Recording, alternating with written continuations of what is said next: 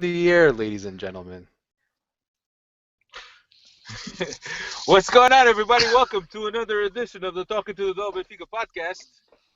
My name is Alfredo. I'm here with Steve Santos and Chris Oliveira. What's going on, Chris What's up? Oliveira and What's up? Steve What's up? Santos? What's Tonight, going on, everybody? It's a little bit of a different setup today. it's a different T- setup. Today we have Alfredo playing Chris at the side of the road in his car, hosting a podcast. That's right. This is the level of commitment that we bring to you week in, week out. So hopefully the quality is okay. I am on my phone, so we'll do this. Tonight we got a great show for you tonight. Podcast number 212. We will look back at the Setubal game, which happened this past weekend. We'll also look at the eminent Rafa deal, if you will, and we'll look ahead to Nacional as well as answer some Twitter questions and also some transfer news and rumors and whatnot. So hopefully this will come out all right. Steve Santos, Chris Oliveira, as I have said with me tonight. Let's get right into the Setubal game. Benfica played Setubal this past weekend on Sunday. I'll give you the lineup real quick. Júlio César, Semedo, Lisandro, Lindelof, and Grimaldo across the back. Feza and Horta in the midfield. Salvio and Servi were on the wings. Pizzi and Mitro. So I'll start with you, Steve. We saw Pizzi's slide in behind Mitroglou. The past game when we opened up against Tondela. But here's something that's quite different. Okay, there's one thing to all of a sudden slide a player in and the other team not really have a plan, and then there's another thing where Coseiro, who was the coach for Setúbal, knows that Vitoria is either going to go with Guedes or he's going to go with Pizzi, since Pizzi had a little bit of success in the game against Tondela. So he had planned for both. And it's a lot different when you do things spur of the moment than to have a plan for somebody. And as we know, Pizzi is not the type of guy that will play behind the forward, and Coseiro was ready for him. Yeah, he was completely ready for him. He was, I don't know, I think he was ready for just about anything we throw at him because we didn't really look good at any point. Pizzi as a 10 like player, you could see why you would do that type of thing. I mean, against Tondela, it worked out quite well. I mean, it worked okay. Quite well is probably being a little bit too positive, but you could see Pizzi's got that little bit of vision. The goal that he set up for Jonas in the Super Cup. You see what he could do at number 10, but when you have difficulty getting the ball to Pizzi in situations where he can make the abilities he has count, Pizzi's useless really there. I mean, on the wing, it's a little bit easier for him to elude his marker and show up in spaces where he really shouldn't be. When he's there as your known number 10, and you have I think it was Andre Pinto I think that was his name. Now I can't remember his name. The defensive midfielder now for Setúbal had a fantastic match. Venancio, who scored the goal, had a really good match too. So all that area that Pizzi would like to work in between the lines was very well guarded by Cuseiro's men. So it was the right move. I look at the lineup and I'm going to tell you that is probably the lineup that I would have chosen myself. But there's still a lot lacking in the way we play as a squad with each other. I mean, connecting sectors from midfield to defense to midfield to attack, we struggle with very, very badly. The player who seems to do this the best is our left back, and that tells you everything. I mean, your left back shouldn't be the player that you have that connects sectors best on the pitch, and that's what he's doing right now. Yeah, and Chris, you shut down Pizzi, which in essence is the role that Jonas plays, and Jonas feeds Mitroglou. In essence, you really shut down Pizzi, you isolate Mitroglou. Absolutely. Pizzi's, like Steve said, is a guy that should have the ability to play as a number 10, a guy that came up as a winger, a guy that came up playing on the attacking third, but for some reason, he just was missing. This is a guy, I know I'm going to sound repetitive, but he has it all in his mind. He just can't come to fruition on the field. He can't put it all together. It's a lot easier to play out on the wings, ladies and gentlemen, than it is to play in the middle. And trust me on that one. So I was a little bit surprised by his performance. I thought he'd be at least able to hold on to the ball, and like you said, Alfredo, with no one up top to hold on to the ball and spread it around, get me through into the right spaces, the guy is useless, and we've seen him outside the box. I'm sorry. Mitro was more than Oh useless. yeah, absolutely. Brutal. And I was surprised not to see Jimenez, and you guys know how I feel about Jimenez. I'm not a huge fan, but I was surprised not to see the guy in the field a lot sooner than he was in, because Mitro, over these first 2 games with the absence of Jonas, the guy's been useless. He's the type of guy that he's very good in the box, but outside of the box, a la Cardozo, if you guys remember. Cardozo was the same exact way. In the box, Matador, outside the box, useless. So, yeah, a little bit surprised that PZ wasn't able to do better. Not a huge fan, but at least I thought that he could hold on to the ball and get other guys involved, and he just wasn't able to do that. Yeah, and Cosero had gotten a good look at us. Obviously, he's very familiar with the style that we play. This is not a very different style than what we have played over the last season. And we already had gotten a good look at us. And in essence, Setubal really shut us down for the first 30 minutes. And it wasn't until after the 30-minute mark that Benfica started coming more alive and creating more chances. I know Mitroglou had that header that Varela saved. There was also a PT header that Varela also saved. As a matter of fact, Varela was at an outstanding performance. And there's always a risk that you run when you play against a player that was in your squad, that you really let him go. There's that extra motivation, and Varela was up to the task. Look, you got to be a professional, and I know that there's a lot of people that accused Varela of anti-jogo as well as the rest of the team, but you're defending the club that just basically pays your salaries. There's really nothing that you could point at Varela. 100%. 100%. I disagree with. I'm sorry, Steve. I disagree with some of the comments that people put out on Twitter. The guy right now, he's a Vitoria de Setubal player, and he has to do what's best for his club, not what's best to Benfica. He's not there to set an example for anyone. He's there to get the best result possible for his ball club, and that's exactly what he did. Now, aside from the BS that we saw, and that happens, ladies and gentlemen, every single game. It's not just Vitoria de Setubal. Everyone that comes into Stadio de Luz, and even in their own little parks, these guys, they play this anti-jogo, they dive on the floor, they and they waste time all day long. Yeah, it's a very, very frustrating part of the game, and I do not agree with it. I actually want to change a FIFA rule, guys, believe it or not. If the referee needs to stop play to get you attention, you have to sit out for 2 minutes. End of story. I'm telling you, they should implement that, because it'll stop a lot of this BS flopping that we see from guys faking injuries. I know that soccer is one of those free-flowing games that you don't want to get referees and clocks involved on the side, but I do think that decision right there, that switch, might actually help out the flow of the game. You won't see as many guys BSing on the floor. Now, taking that aside, I was very impressed by the way that Vitoria de Setubal played. This is a team that didn't go there just to defend. They came out, they tried to play football, knowing that Benfica are the three campeões, knowing that Benfica has the better athletes on the other side. But I tip my cap to them, because you saw them on Sunday. They came out to play, and they got a terrific result for them. Yeah, and Steve, so after the 30th minute, we kind of dominated the game. Second half, we came in well. Setubal defended well. We really couldn't put anything away. As you said, there's a disconnect between the sectors. We couldn't really get anything going. And really, we have guys that perhaps are underperforming. Servi came to us with a lot of promise. He started the Super Cup well. In the first 15 minutes, he had already scored his debut goal for Benfica. But this is a guy that at this point, he goes missing for most of the game. And for a guy that we expect him to be a difference maker for Benfica, perhaps this is not his best suiting role for him. I think he's in the right position. I think yes, you have an argument. He's definitely gone missing. But if you think about it, he's taking a spot away from Carrillo and Salvio, because if either of them were that much better than Servi, you would figure they would just play Pizzi on the left or whatever, right? So there's got to be something that Rui Vitoria is seeing in training that is giving Servi this faith now 2 weeks in a row, and actually He's played a lot of football for us since he showed up.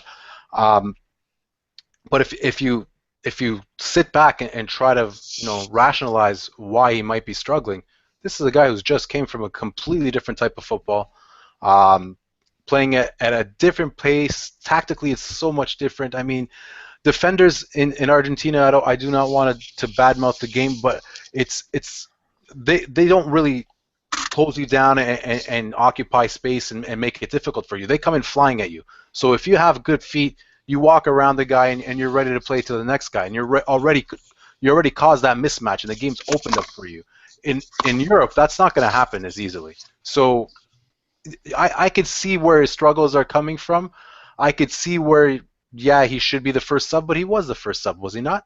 Guys, hold on. In his defense, real quick, in his defense, and you guys are right, the guy does go missing, and he's not the only one that went missing in these first 2 games, by the way, because you can make the case for a whole bunch of other guys on the pitch that went missing. To me, the reason he went missing was due to the fact that there is nobody down the middle that held the responsibility of spreading the ball around. You've seen after a while they made a conservative effort to get the ball to Salvi. It was kind of like they forgot to get him the ball down the left. And I think, and I mean, I don't want to just give him a pass and say the guy, until somehow we get a true playmaker in the middle, I'm going to give him a pass, but he should be more involved. But I think that has to do with coaching, and it has to do with the players on the field. Yeah. Chris, how much do you think it was part of Stubal's strategy was to basically isolate these guys, cut off these guys from Benfica's sectors when they're connecting the sectors?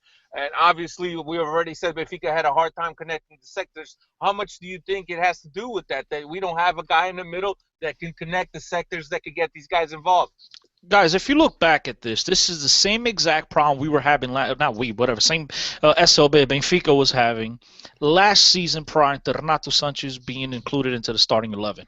We had these same exact problems, and these coaches aren't dumb. They watch film. They know exactly what's on the opposite side from them. So they like you said, they set it up for this because there's no one that can connect these sectors. And I like Andrea Horta. We spoke about this last week. I like him as a player. I don't think he's there yet, even though I have a little bit of confidence. I think he can get to that level where, yeah, he's not going to be a Rui Costa like I said last week. He doesn't have the feet. He's not going to get it overnight, okay? And I don't care if you tell me he's 19. You had at this age, I could tell her if you have Ginga or not.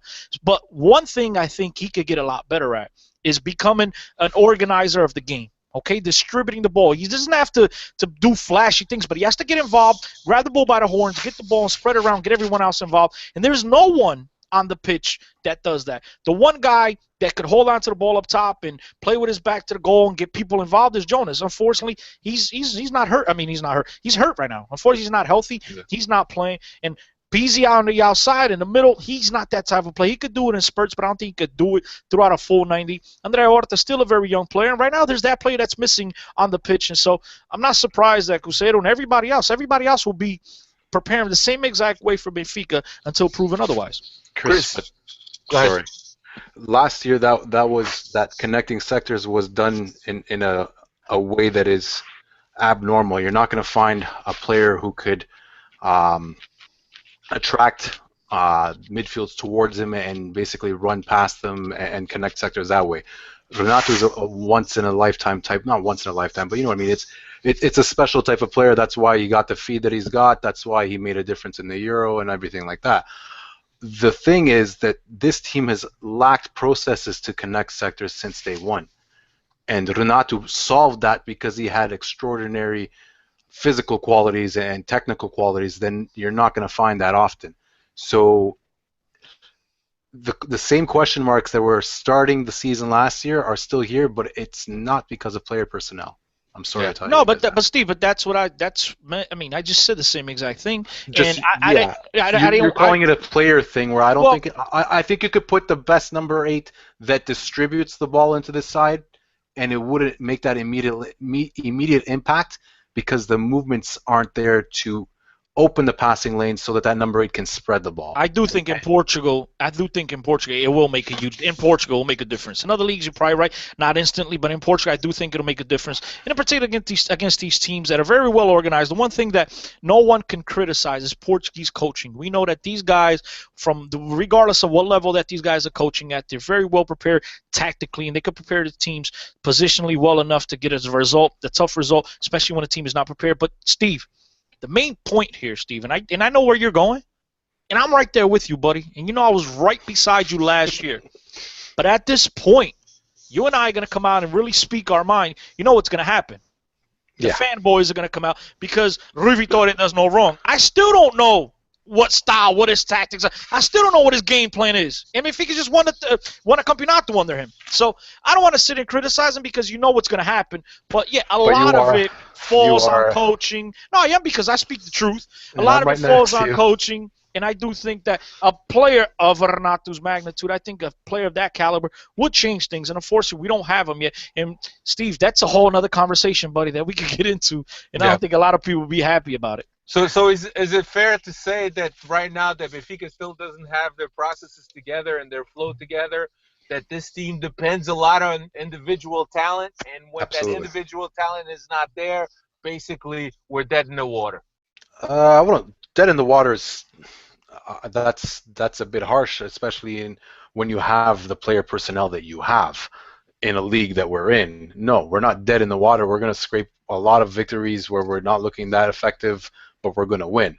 But there's that cohesion that's still missing. There's that game plan that's still missing. I mean, there's the center back's got the ball at the back. There's no out ball. There's no planned out play to connect those sectors from midfield to attack and start a play.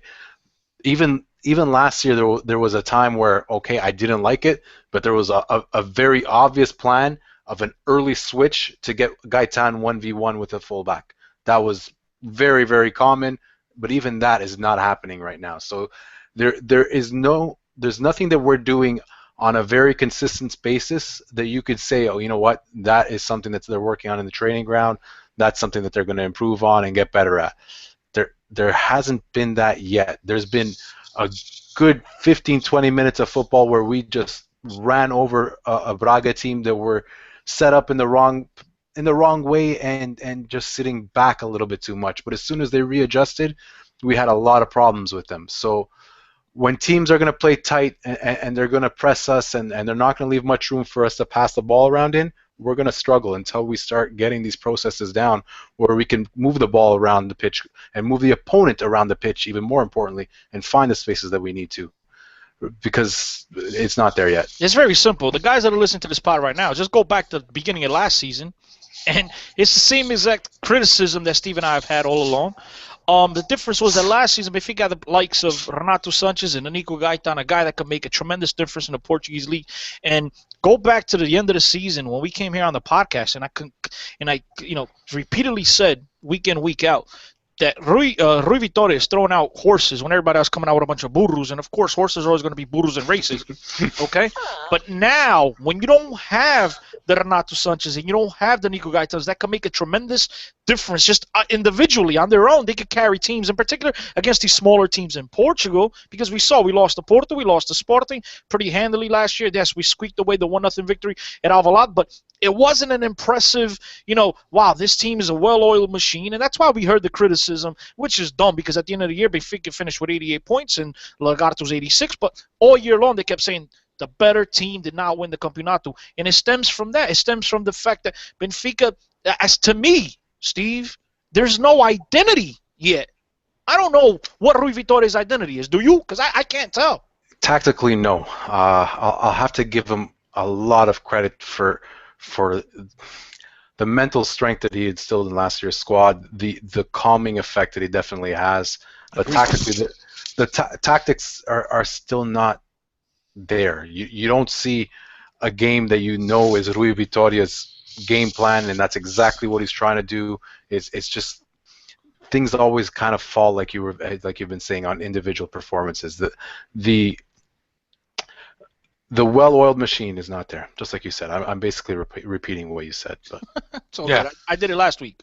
Yeah, so I mean it's 1-1 tie at the end of the day, and it's not the end of the world. At this time last year, we had less points, and we all know how that turned out. So it's not the end of the year, but I mean the world. But there's already some criticism going on with the team. Look, everybody just settle down. It's just a long season. We got a very important round coming up where Porto and Sporting will play each other. So we'll have a chance to perhaps to gain some points on either on both of them or one of them. But here's the thing, right? With the week prior, running up to the game, there's tons of stuff in the news. There's Luizão's possible or imminent exit. There's the Rafa signing. There's all these things going around. And I know that usually the plantel or the squad could be pretty much isolated from these things. But I think the piece of news with Luizão in the media of Luizão possibly leaving is something that has to be a distraction for the squad. Don't you guys think? Oh, for sure. There's both of those stories are a distraction. I mean, um, you have Rafa coming in for 16 or 17 million, the worst kept secret ever, but it's still not happened. But if you're Pizzi, Salvio, Servi, if you're any of those three guys, you know he's coming for your spot because yes, he might play in Jonas's position now while he's hurt if he comes, but he's going to have to be in the 11. So you have that on your mind, and then you have Luizão, club captain for 12 years.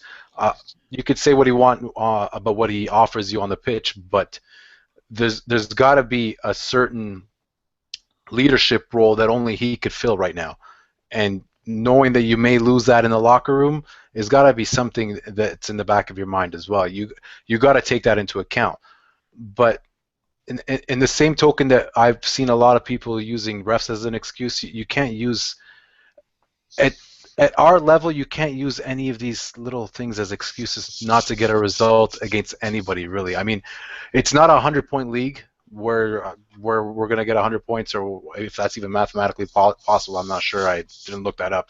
But it's not a league where you win almost every match. There is some ties, there is some losses, so we are going to make this up. But you can't ever have a non-footballing excuse, I think, for a loss against a team that's outside of the top three. Look, man. Look. It's very simple. It could be a distraction during the week in preparation leading up to the game. But once the referee blows that whistle, everything is out the window, guys. I mean, there's no excuses as far as Luizão. Dude, you forget about that. You're concentrated onto the game, what's happening in the moment. To me, that is an excuse. To me, a referee has a lot more influence in a result than what happens on the papers on who's leaving, who's not leaving. Because once that whistle goes off, man, your mind switches right into the game. It switches into what your specific instructions from the coaching staff to exactly what you should be doing throughout the game. To me, it's a no issue come game day. Yeah, I mean, there's a lot of people out there that want to put the blame on the referee, but I think that we should get away from that one because we can't really blame the referee for our shortcomings and perhaps for a little bit of lack of luck. You got that play at the end, what Lindelof just basically tries to put it away and just hits the crossbar in what seemed really a tap-in, really, even though he's running onto the ball and the ball's coming at him with some speed off of Varela's save. I mean, it is – on paper, it would have been an easy goal, but it turned out not to be. But, I mean, this game, there was a lot wrong with this team, and we're hoping that we can turn this around. We're hoping that this team doesn't become too Jonas dependent at this time. Chris, do you feel that this team is too Jonas dependent? Or you think some of these guys need to start stepping up? I don't know if they're too Jonas dependent. I just think that guys need to – I think that the coaching staff needs to do a better job of getting the people that could actually handle the ball, get them more involved. I think that's what he needs to do. Like Steve said, connect the sectors, get everyone else involved. To me, that's the key because, in a big game, Jonas will make a difference. But with these games, there's no reason why Pizzi shouldn't stand out. There's no games why Horta shouldn't be getting Servi involved, and Servi one-on-one against these guys shouldn't be able to get the better of them. It just comes down to players' performance, but ultimately, I think coaching staff needs to do a better job of getting everyone else involved, guys. I don't know. I'm of that old school, bro. Yeah. I'm with you, Chris. I mean, we got depth in the squad. Let's give other guys a chance. Let's get Carrillo involved. Let's get other guys involved. You got to give some guys a chance, or else they're never going to play. You got to give them a chance to prove their worth. Yeah, but Alfredo, on the other hand, it was only a game prior to this weekend. I mean, it's not like you've gone 6, 7, 8 games into the season not giving anyone else a chance. There's only one game, and yeah, it wasn't a great game in Tondela. They got the result. That was the most important part, was that they were able to get away with the 3 points. It wasn't impressive by any stretch of the imagination, but it's not like okay, you're gonna play 20 minutes and get everybody else involved, Alfredo. At the same time, I get what you're saying, but it's early. It's still early. Just Alfredo, just who are you mentioning in particular that you want to see involved more? We got Servi, for example. He's a guy that I'd like to see him more involved. I think that we saw him maybe for 15, 20 minutes against Tondela, and then he went missing. And then Servi. Oh, Servi. Okay, but he's played a lot. Against Setubal, you went missing. Okay. Okay, so I know that there's an adaptation factor in there, that you got to wait and let him adapt. I know that Di Maria went through the same struggle, and he struggled in the first few months that he was in Portugal. I don't know. Maybe it's time that Rui Vitoria needs to start looking at some other guys to step in there and find. And I don't know. If you guys recall, and Steve, I promise I'll let you get in. If you guys recall, last week I mentioned that I noticed that some players, rather than playing the simple touch and getting the 1-2 and getting into open spaces, I thought that they were taking one touch too much. I don't know if you guys recall. I said that last week. And I thought again this week, they did the same exact thing. Toto Salvio showed everyone that he's healthy, that he could play, but I thought he's too individualistic at certain points. And I think that everybody right now is trying to do a little bit too much rather than just getting everyone else involved in rotating the ball and getting into open spaces and do what they do best. But like Steve will probably tell you right now, we haven't seen that under Rui Vitoria. Those movements just aren't there. Go ahead, Steve. I'll be quiet now, I promise. No, I think that there's a lot of people calling for Servi's head and wanting to see more of Carrillo, or the minutes he has played, Carrillo to me has not impressed. Not in the games that have mattered since the Super Cup. I don't think he's at the level yet that Rui Vitoria feels he could trust him for starting a match, and that's why you're seeing Servi being consistently playing.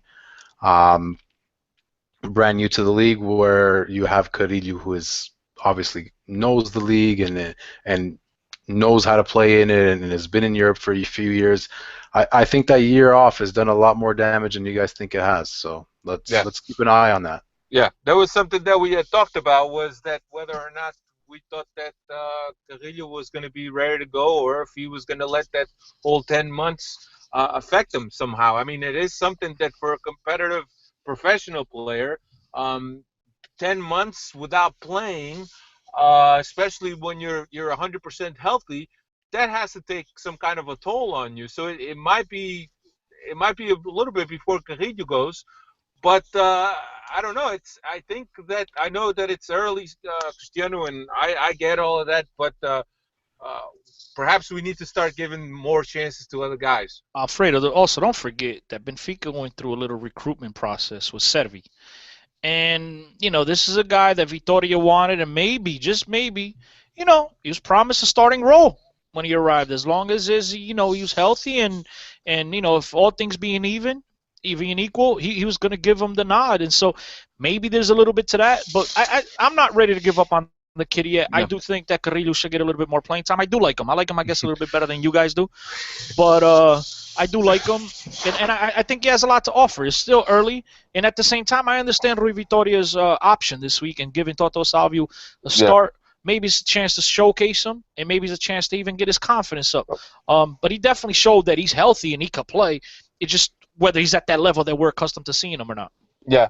Well, maybe I'm being a little bit too harsh on Servi, but I want to switch gears and talk about a guy that could probably come into this team once he's official and make an impact right away. And I'm talking about Rafa. There was a back and forth, and I'll just give you the timeline. There was a back and forth between Benfica, Porto, and Braga. He wasn't really sure. Zenit was in there at one point. Then it started becoming more defined that he wanted to come to Benfica. Apparently, from what his agent said, Benfica was his choice over Porto. So Cristiano, is this a guy that could come into this lineup and make an impact as I think he will? Absolutely. Absolutely. He is one of the better players throughout the whole Portuguese league, and he'll make a difference on any of the three big teams along with their team, the next team up in the upper echelon. The guy, I think he has a lot to add. I do like him as on the left, coming from the left a little bit better than I do like him on the right or even up top as a second striker. But I think he'll definitely add quality to Benfica when he does sign, if he does sign, hopefully he does. And at the end of the day, it was also a sharp, hook to the opposition. You were able to keep a player of his caliber from one of our main rivals. So I think all in all, if he does sign and when he does sign, it'll be an excellent signing, a guy that can only help. Steve, where do you see Rafa slotting in? Both at a winger and behind the forward? My guess, those are the two spots that he's going to play. He's not a number 8 for me anyway. I don't think Rui Vitoria would do that at all. If we do in fact get him, and it's during Jonas's injury right now, for sure he's going to play as the second striker. The question is when Jonas is fit, where he's going to play and who gets the axe. My guess, especially since the conversations that we've been just having, is it's going to be Servi, and like Chris says, he likes him better from the left cutting in than from the right. I agree with that 100%. So given that he does actually come, because this has just been drawn out way too long and I'm getting kind of worried at this point. But if he does actually come, that's my prediction, and that's actually my hope for what happens, because that's where I'd like to see him. His agent, Antonio Araújo, actually came out today and cleared it up, so that they have an agreement with Benfica, and that basically the player's not a mercenary. He didn't choose money. He did choose a better I don't know. To me, it's about money, but he said he chose a better destination. He chose a better option for him, which is Benfica. So he pretty much nailed it down. It just comes down to BS between both clubs and who's gonna pay the agent his fee, and it's just both BS that's going on in behind the scenes, and hopefully he'll sign. According to different reports today, he was in Lisbon today. He passed his physical, yada yada yada. But I'm with you guys until he's side by side with Luis Felipe Vieira with a Benfica shirt on. It'll just be music to my ears. Well, there was one thing that was mentioned before, and I don't know if this was just fabricated by the media or not. That there was perhaps a little hesitation to see if Porto was going to end up being in the Champions League or not. Now that Porto is clinched the spot in the group stages of the Champions League, it kind of has me worried. His agent already did say that he was chosen Benfica. Reports were that he was at Hospital de Luz undergoing his physicals, as Cristiano said. But here's the thing that I wanted to ask you guys. Being that he chose Benfica and following that logic, perhaps he's a Benfica fan. If he is a Benfica fan, and this is all speculation, of course. Or he could be a Sportingista. He just wanted to be closer to Sporting. True that. But let's go on the assumption that he is a Benfica fan, Benfiquista desde pequenino. Do you feel that playing for the club of his heart and playing with that shirt could have some kind of a mental weight on him? That really depends on the character. I couldn't tell you that I know Rafa well enough to give you a valid answer to that. I mean, for some guys, it's more of a weight and it's harder for them, but for other guys, it's more motivation and it just brings them onto different levels that they probably wouldn't have been able to achieve for clubs where they're not emotionally interested. So it really depends on the person. To be absolutely honest, I don't have a lot of I don't know. I don't really believe that he's a Benfiquista, to be honest. I don't know why. I just have a gut feeling that he isn't. I think if he was, we probably would have heard it by now. That's just my gut. I mean, they always contact people that knew him from when he used to play at whatever small club he was in was it Feirense, I think it was. They'll always contact guys and try to get information from him. I mean, Bola Branca would be interviewing whoever, Bola would be interviewing whoever, and I think that would have surfaced by now if he was. But that's just my hunch. Well, I think any player that's involved in a huge transfer, there's added pressure on them. And this being the biggest transfer between Portuguese clubs, surpassing João Moutinho from Sporting to Porto, I think he'll have that added pressure on him. But I do think he has the quality to make a difference. I do think he's looking at this as not his final destination. This is a kid that could put up a great performance in the Portuguese Campeonato and make a jump to a higher league at the end of the season. Hopefully in a couple of years, not as soon as next season. But I think he's got those goals, and this is a guy that wants to play on the national team. He's been there. I think he might have been a little bit ticked off, because I know I would have been ticked off being called up and barely getting any PT throughout the Euro. So this is a guy that wants to make his mark, and I think he'll face this with the right attitude, and hopefully he'll be good. He collected the same bonus as all the other guys. So, I mean, he did get a little bit of playing time there. Little bit. 3 minutes. Yeah, very little. But he was part of that group. I think he was definitely talented enough to feature in that team in some way, shape, or form. I don't know about a starter, but he definitely had talent to play for that team. It's also rumored that involved in a deal, Rui Font will be going the other way. Apparently, he's rescinding his contract with Benfica to sign for Braga. I'm not really sure, but I think it's some kind of a loophole that he's rescinding the contract with Benfica to sign for Braga. I'm not really sure, but I'm pretty sure that's some kind of a loophole. Funny part will be if Porto or Sporting swoop in and offer him more. Now that he's a free agent. Just to mess up the whole deal. Like, toma lá, pá. Yeah.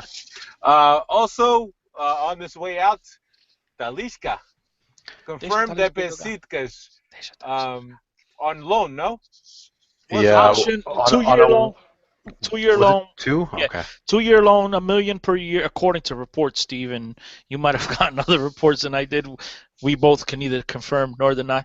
But according to Record and a couple other papers I looked at, 2-year deal, $1 million per season with the option to buy $25 million.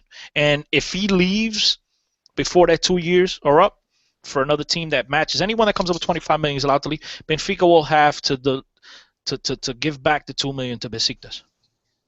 Or if he leaves after 1 year, Benfica only has to give back the $1 million? Whatever, yeah. If somebody comes up with $25 million, they say they're accepting. That's according to Record, and right. That could all be BS. They did steal my picture, so I don't trust those guys. Yes.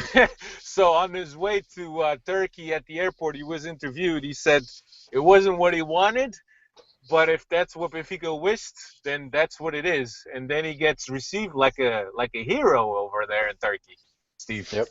And he also said, what player wants to leave Benfica? Which I kind of liked. Yeah. I mean, you got guys from other clubs that can't wait to get the fuck out of there. And then you got guys that don't want to leave at Benfica. So but then there's the guys who are ready to jump ship too, just because there's more money. So the sad part is it's the Taliscas that want to stay. That's my only bit of sadness in this whole story. But I will have to say I was very happy when I found out that he's actually in Turkey. Saw pictures on his Instagram of the Besiktas stadium and all this stuff about how happy he is. And wait. So you don't like this guy, but you follow him on Instagram? What's up with that, Steve? You know what? Come on, you a closet Talisca fan? No, I just follow a lot of people on Instagram. Steve, any truth to the rumor that you offered to Uber Talisca to the airport? I will not confirm nor deny that one. Also going on loan, Ola Can, going to the all too familiar destination these days, Wolves.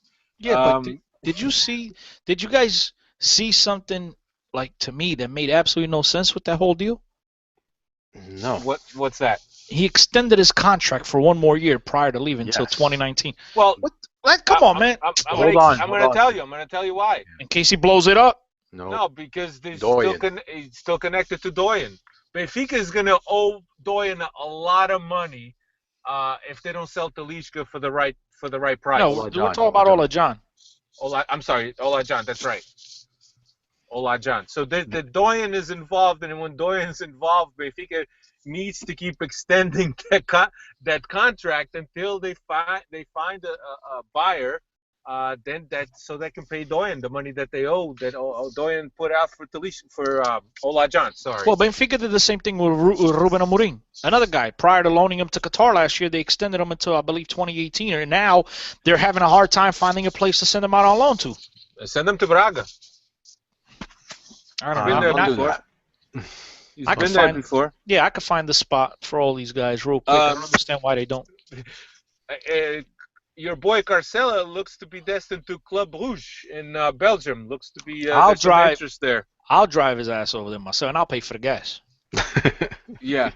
Also, Cristiano, and changing gears, your boy Taraabts gave an interview to France Football this week. So good. It's good to see he's still alive. And he touched up on a few things.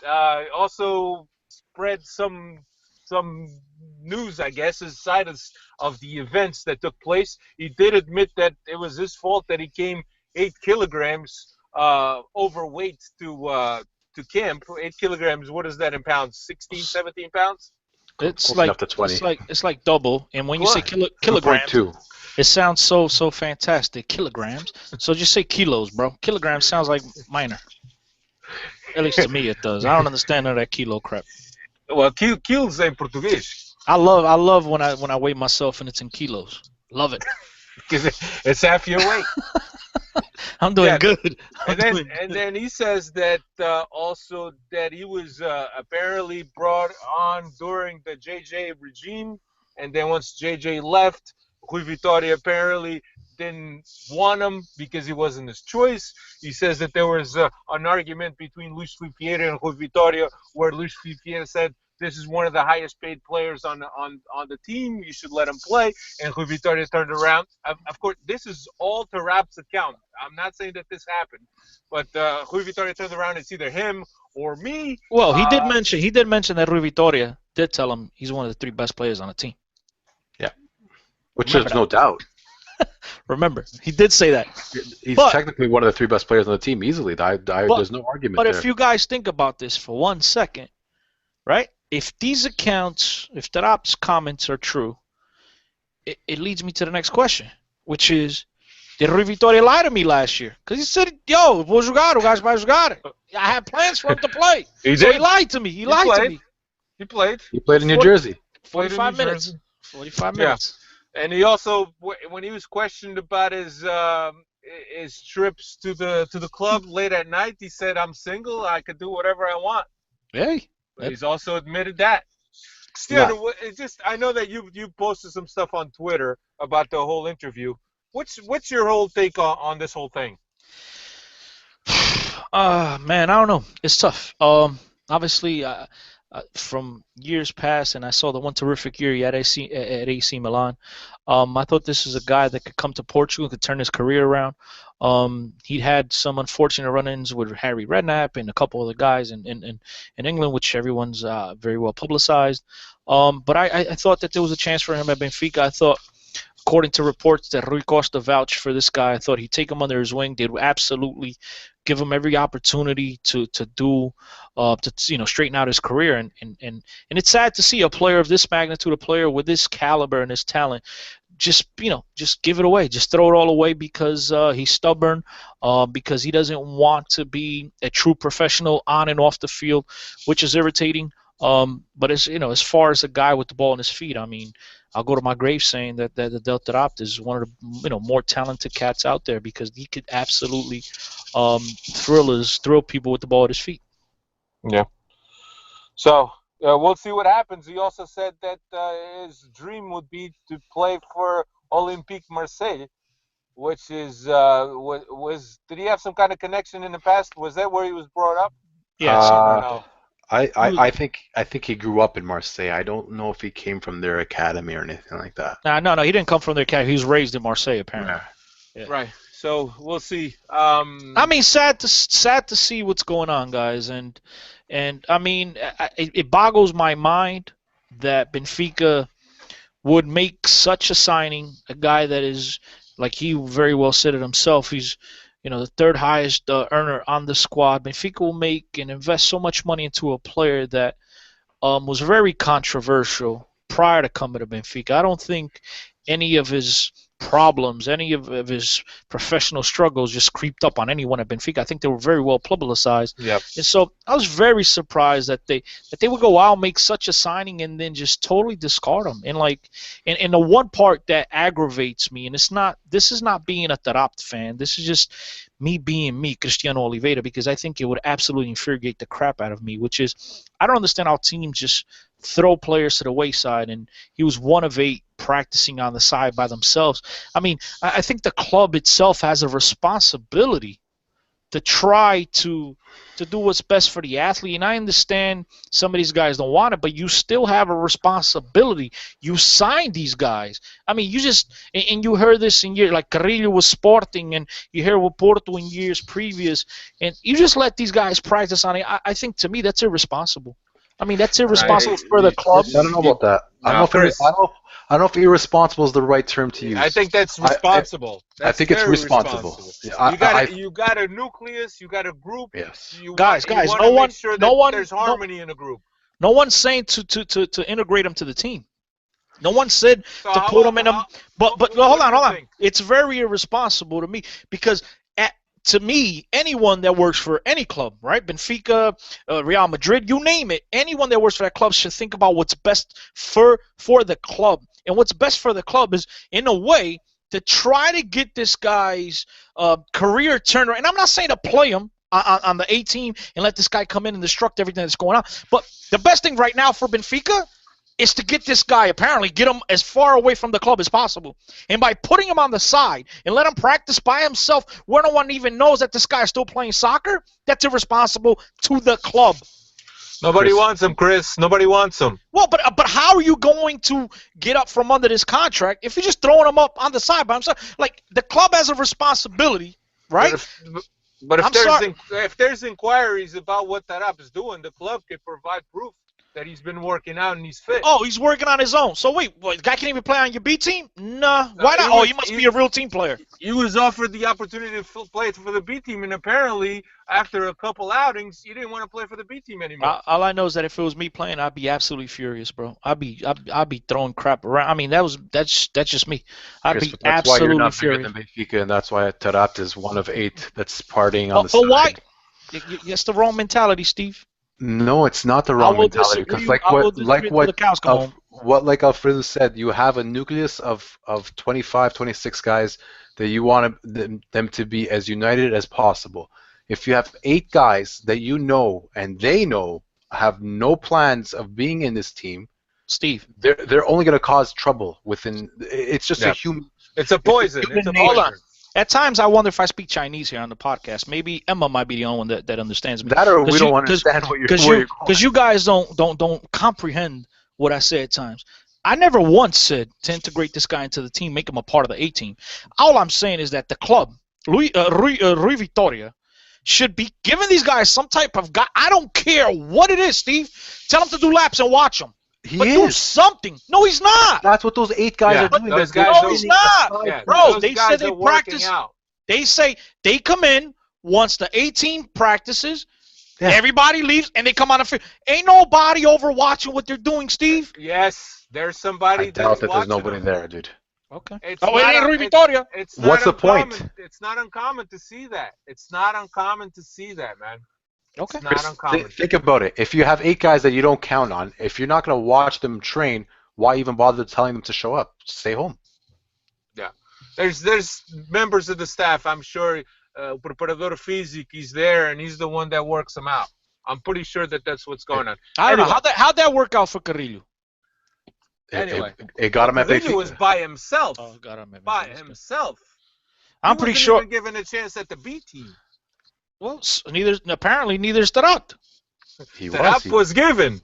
He shunted a penalty and a corner kick into the side netting. Anyway, let's switch gears here.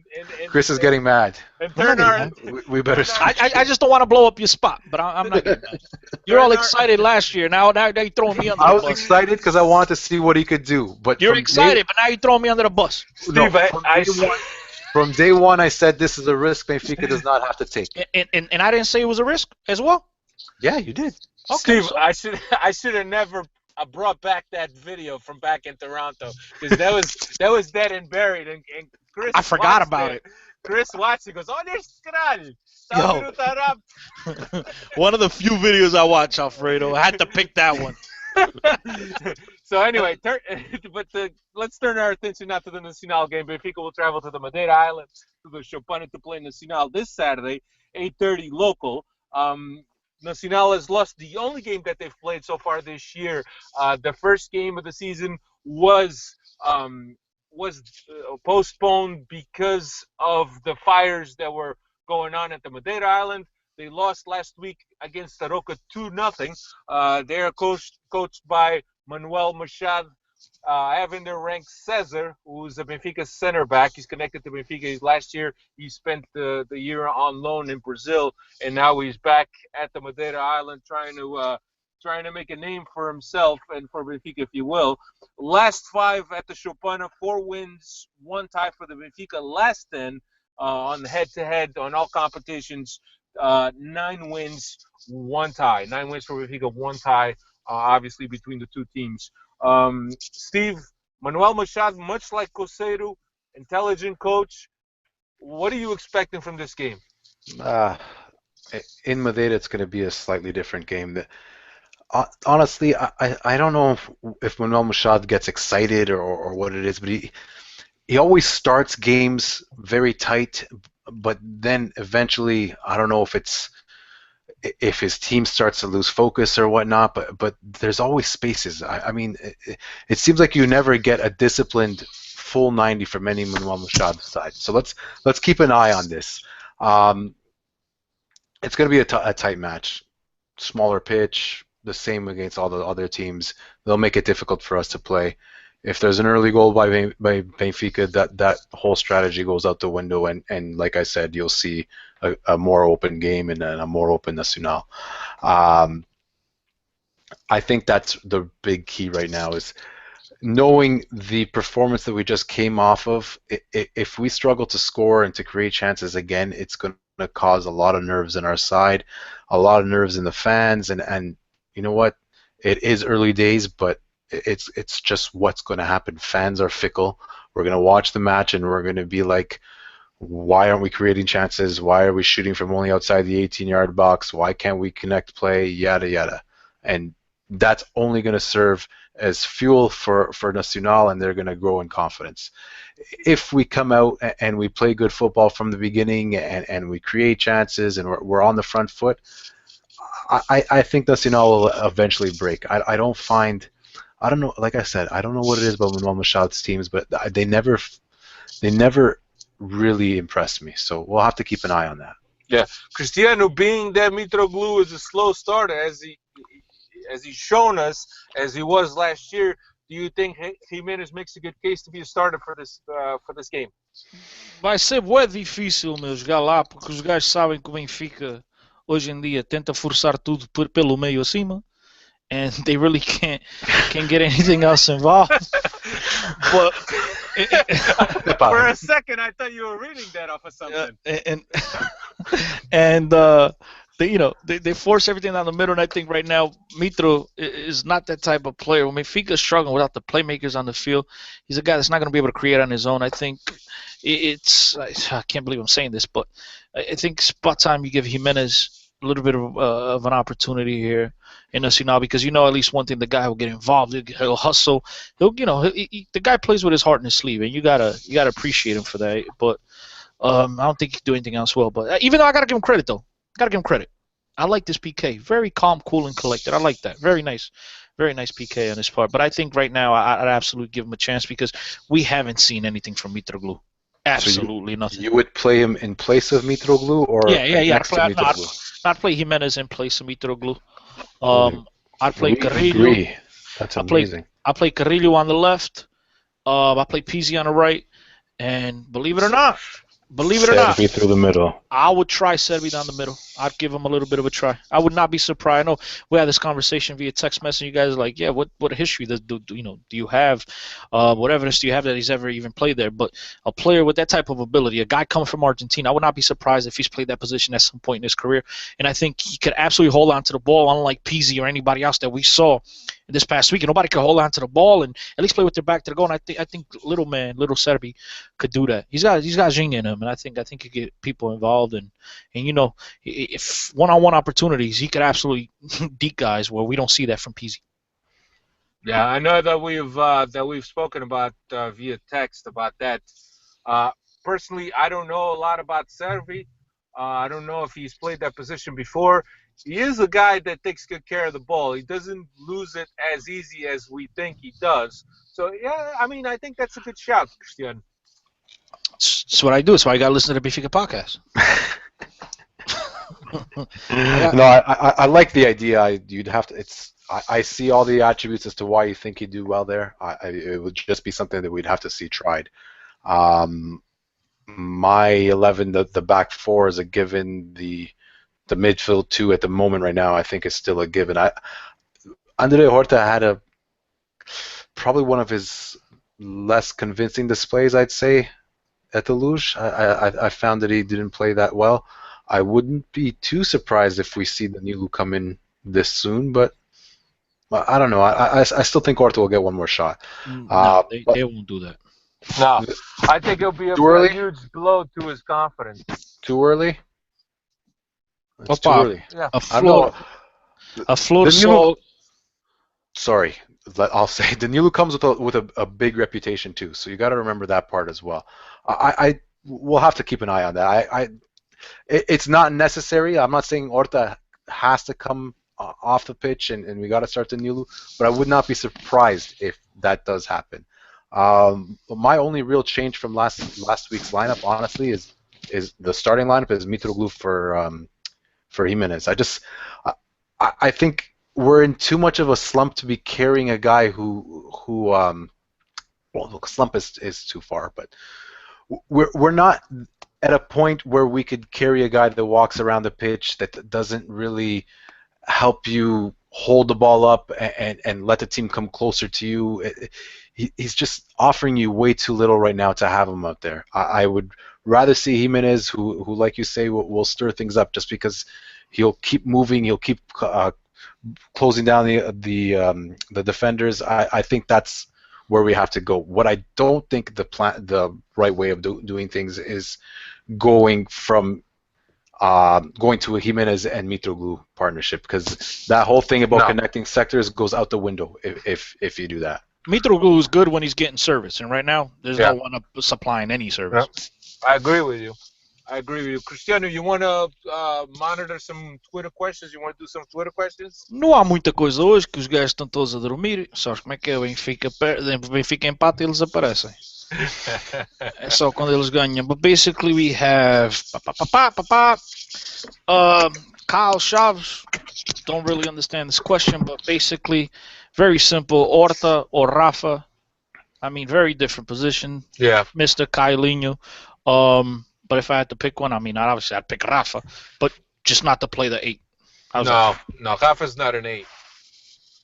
There's still a jury out to think that whether or not Andre Horta is an 8. Yeah, I think that Andre Horta has characteristics to play in between lines more than he has to play as an 8. But if we played it at 4-3-3, him as a third midfielder would be really absolutely good. With double pivot, I think it would work beautifully.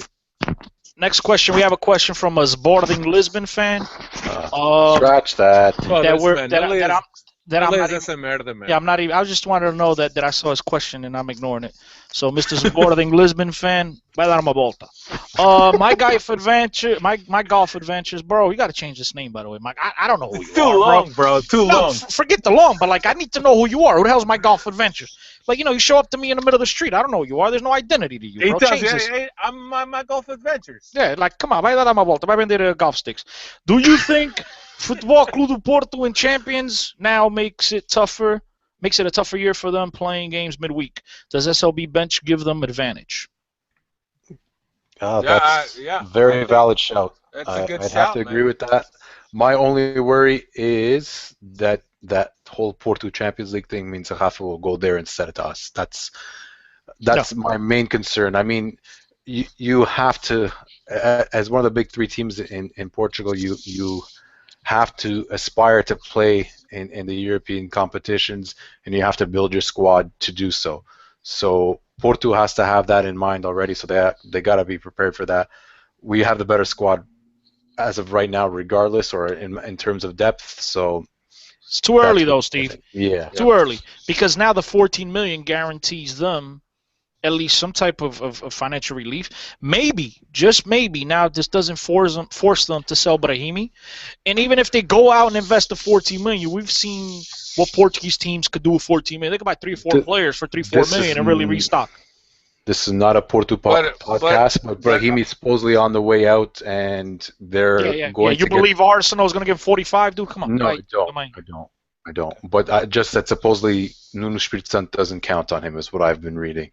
But they are linked to two players that I find quite interesting. One of them they've had before. The other one that came from Passos, Diego Jota, who looked and quite good. Oliver. So Diogo.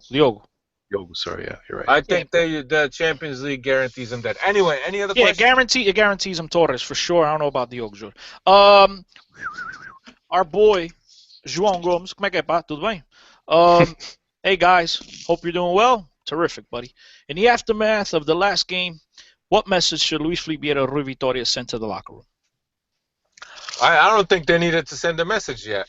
Yeah, same. I think Rui Vitoria last year was always going on and on about the long journey we had ahead. I think it'd be it would be completely against that whole motto that he had last year to already be laying down messages and having talks with the squad over one tie.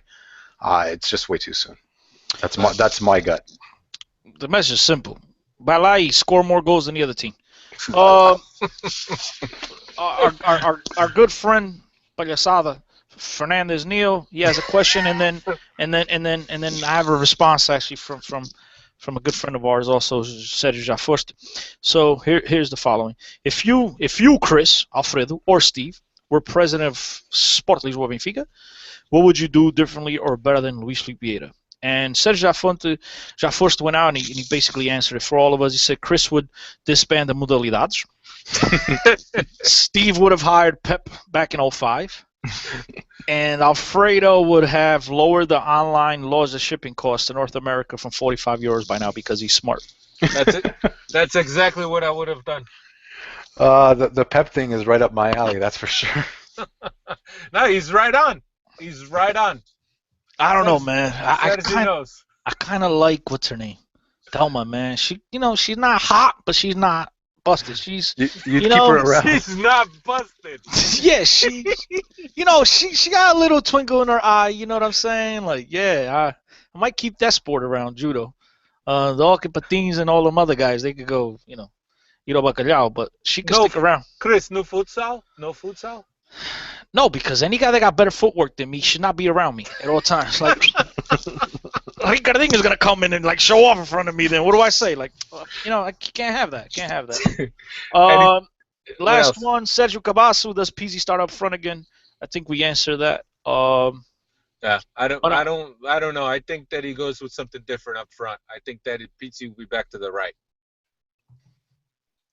Yep. I'm hoping it's exactly what I said before. Pizzi, Carrillo, and Serbi. That's what I'm hoping. But or Guedes. Bro, Guedes is good on the wing. I know some of you guys and Steve, you're gonna disagree, but that's why we're both here, just to disagree with one another. You think that he'd probably be better suited to play as a striker, and not on this current Benfica team. I think he's the guy. Maybe again, like I mentioned before, Mitro, if he's fed into space, into the right place, I think he could probably do well. But I just don't see him playing with his back to the goal. And I know he's still yet to develop, and he could get better.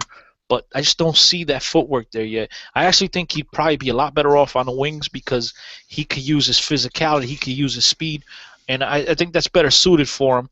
I just just hope that this week, like I said, I hope that Serbi gets that start in the middle with Carrillo. And let's give Carrillo a start. Let's see what he has, man. Let's see if this guy's got the goods or if he's just, a bust. Yeah. All right. I think that's all we got. Thanks for checking us out, everybody. planetbenfica.co.uk. Don't forget our friends over there. At 10CO10, at Steve Santos6, at Benfica Podcast, BenficaPodcast.com. Don't forget to subscribe to us on iTunes, RSS feed, or Stitcher Radio. We're also on Facebook and so on and so forth. Thank you very much for checking us out, as I've said. Next week, we'll be back. We'll break down the Nacional game and look ahead to Benfica's next game, which will be at home, which now I don't have in front of me. No faz mal, bro. Get on your computers and look it up yourselves. Don't worry about it. Yeah. We'll talk about Nacional next week, and we'll update you on the file. Then that following week after that is international break, so there's nothing. So we got plenty of time to talk about the next opponent at home. Right. Just quick shout out to PortugueseSoccer.com. Do a terrific job, dude. Keep it up. Tomorrow should be recording another episode of Ball Breakers. We'll be back. Nice. Back to that. Brittany, myself, and Patrick. What's on tap for tomorrow, Cristiano? Pretty much, we'll just talk about La Liga kicking off. Bundesliga. Talk about our boy Renato for a little bit. Mourinho and Ibra. I mean, so far they've been terrific. We might even talk a little bit about Steve's Culos. They kind of had an impressive victory this week. Steve's Culos. Culés, yeah, the Culés, whatever. Culés, Culos. Barca. And the last thing, really, listen, guys, listen to me. Make sure you follow. You might win yourself a Benfica shirt. Oh, yeah. I'm actually working behind the scenes to try to get something here for Benfica podcast as well, so we can hand out to you guys. But can only confirm that once I get it in my hands. So yeah, I mean, appreciate all the support, guys, and don't forget, this is the most important part of the show here, guys. Remember this. Write it down wherever the hell you are. Record it. Put it on your notes. Whatever you're doing, just make sure you're paying attention right now. Make sure put away $25 a week or so. Not only in Portugal might be a little bit more, so like 10 escudos, 10 euros, tá bem, por semana. And, we're all going to Europe to watch Benfica Porto Estádio da Luz, April 2nd. Okay, we're planning on that. So if you guys confirm that you're coming, we'll do our best to get there. But if none of you guys are going to get out of your houses and waste a little bit of money, we might decide not to make it happen, because we want to make it happen when everyone is there, because we want to make this a Benfica podcast family reunion, and I think it'd be spectacular. Patrick will probably come over, and you guys can take pictures with him. I know you like that Benfica, that Benfica play-by-play guy from, the wanker from England. So yeah, man, we have a lot of great things, and thank you for tuning in. So make sure you just pay attention. All right, everybody. Thanks a lot, Chris, Steve, Alfredo. Stephen, follow. Thank you very much, guys, and we'll be back again next week. We'll be back in studio, like we always have been. Thank you very much for checking us out, and I'll talk to you again next week. Ciao. Falou, garoto.